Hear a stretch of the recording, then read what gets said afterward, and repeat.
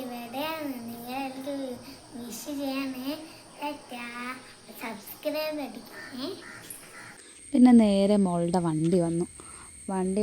എന്നാൽ ഇപ്പോൾ വാനില്ല, അതിന് പകരം അവരെ സ്വന്തം കാറിലാണ് കൊണ്ടുപോയത്.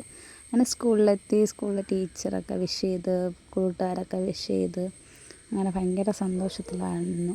അങ്ങനെ എല്ലാ പിള്ളേർക്കും ഇപ്പോൾ പഴയതുപോലെ നമുക്ക് മിഠായിയോ, നമ്മളൊക്കെ പഠിക്കുമ്പോൾ മിഠായി അങ്ങനെയൊക്കെയാണ് കൊടുക്കുന്നത്.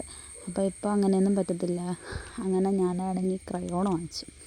അപ്പോൾ പിള്ളേർ കളറൊക്കെ അടിക്കട്ടെ എന്ന് കരുതി അങ്ങനെ എല്ലാ കൊച്ചുമക്കൾക്കും ക്രയോൺ വാങ്ങിച്ചാൽ ഞാൻ മോൾക്ക് കൊടുത്തത്.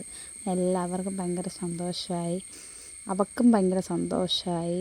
അങ്ങനെ നേരെ സ്കൂൾ വിട്ട് നേരെ വീട്ടിൽ വന്നപ്പോൾ അനിയത്തി അവൾക്ക് ചെറിയൊരു ഗിഫ്റ്റ് കൊടുത്ത്. അത് അവൾക്ക് ഭയങ്കരമായിട്ട് സന്തോഷമായി. അതുപോലെ അനിയത്തിയുടെ ഫ്രണ്ടും ഇതുപോലെ തന്നെ ചെറിയൊരു ഗിഫ്റ്റ് കൊടുത്തായിരുന്നു.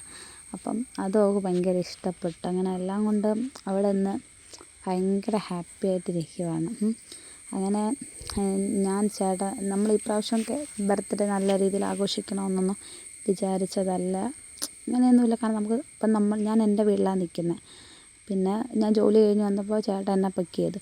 അപ്പോൾ നേരെ വിസ്മയിൽ വന്നു. നമ്മൾ സ്ഥിരം ഇവിടെ നിന്നാണ് കേക്ക് മേടിക്കുന്നത്. ചെറിയൊരു കേക്ക്, ഇങ്ങനെ വലുതായിട്ടൊന്നും മേടിച്ചില്ല. ചെറിയൊരു കേക്ക് മേടിച്ച് അവളുടെ സന്തോഷത്തിന് വേണ്ടിയിട്ട് അങ്ങനെ കേക്കൊക്കെ മേടിച്ചുകൊണ്ട് പോയി. വീട്ടിലാണെങ്കിൽ അമ്മ പായസമൊക്കെ വെച്ചിട്ടുണ്ടായിരുന്നു. അങ്ങനെ എല്ലാം കൊണ്ട് ഭയങ്കര സന്തോഷമായിരുന്നു. അങ്ങനെ കേക്കൊക്കെ കണ്ട് ചെറിയ രീതിയിൽ നമ്മൾ കട്ടൊക്കെ ചെയ്തു, അങ്ങനെ കഴിച്ചു. അങ്ങനെ ചേട്ടൻ നമ്മളെ രണ്ടുപേരും ബർത്ത്ഡേ ആയതുകൊണ്ട് തന്നെ ഇത് ഡയറി മിൽക്ക് വാങ്ങിച്ച് തന്നു. എനിക്കൊന്ന്, അവൾക്കൊന്ന്. അങ്ങനെ ഭയങ്കര നമ്മളിത്രയും പ്രതീക്ഷിച്ചില്ല.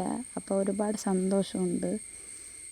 എന്നുവെച്ചാൽ എന്ത് പറയാനാ, വിചാരിച്ചാൽ നന്നായിട്ട് ചെയ്യാൻ പറ്റി. നിങ്ങൾക്ക് എല്ലാവർക്കും ഈ വീഡിയോ ഇഷ്ടമായ ലൈക്കും സബ്സ്ക്രൈബും ചെയ്യാൻ മറക്കരുതേ.